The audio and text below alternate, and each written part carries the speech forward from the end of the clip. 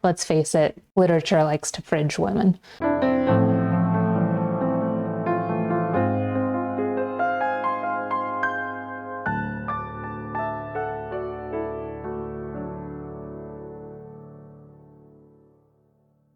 Welcome to CC Writes. My name is CC Lepki, and I wrote a book called Fine. My book is coming out in just a couple of days on March 15th, and it is a tragedy about a young girl who's experiencing depression and struggling to deal with substance use, family drama, and the broken relationships in her life. It's a very dark story about the insidious nature of depression on modern-day youth. Tragedy is not a genre that I hear many writers talk about writing nowadays, and so I just wanted to share a little bit of the process and different things to consider when you're writing a tragedy.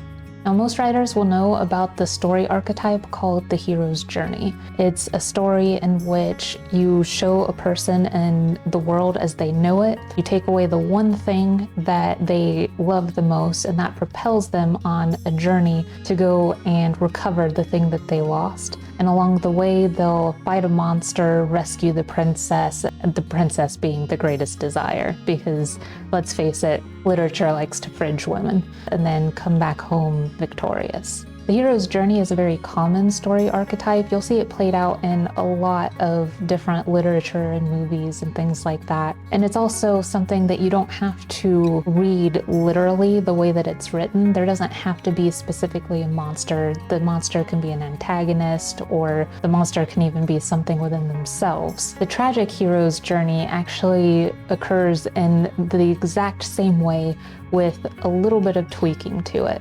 Specifically, the major difference that occurs between a tragic hero and a regular hero is that the tragic hero has a very obvious weakness or a tragic flaw. When the desire is taken away, that flaw pursues them throughout the rest of the story. In the regular hero's journey, what will happen when the hero faces down the antagonist is that they'll recognize their weakness, and in recognizing that, they will set it aside and transcend who they were in order to overcome the obstacle in front of them. However, in the tragic hero's journey, they will see the flaw and be blinded by it.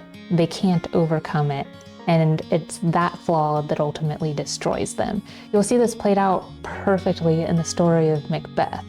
At the beginning of Macbeth, you'll see Macbeth coming up to three witches who tell him the future of him becoming king. Those witches are then reprimanded by Hecate, who's their ruler, who tells them that they have to tone it down a little bit. And so then the witches tell Macbeth that no man born of woman can kill him. Macbeth ends up developing this sense of pride that there's nobody who can destroy him, because there's no man who isn't born of woman. So he goes throughout the story pursuing his desire of becoming king, having power, having influence. And as it comes to the ending, it's his pride of being this basically immortal person that blinds him to the fact that his interpretation of the witch's prediction is wrong.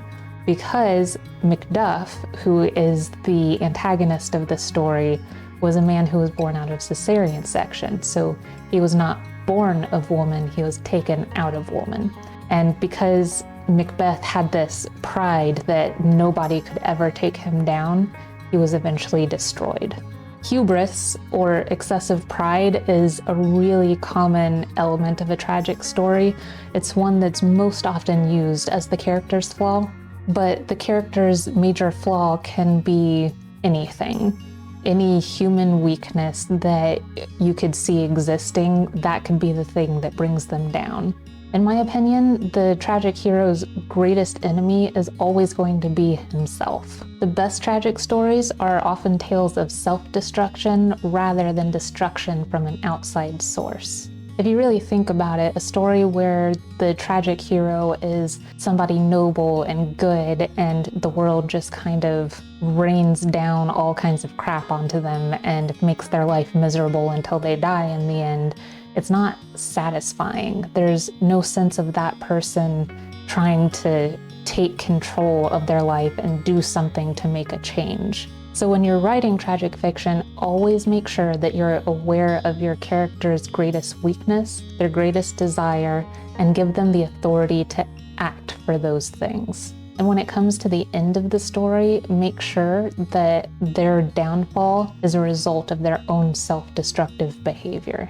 So that's all I have for you today, but thank you for joining me today on CC Writes. I really hope you enjoyed this brief overview of tragic stories, and I will see you later.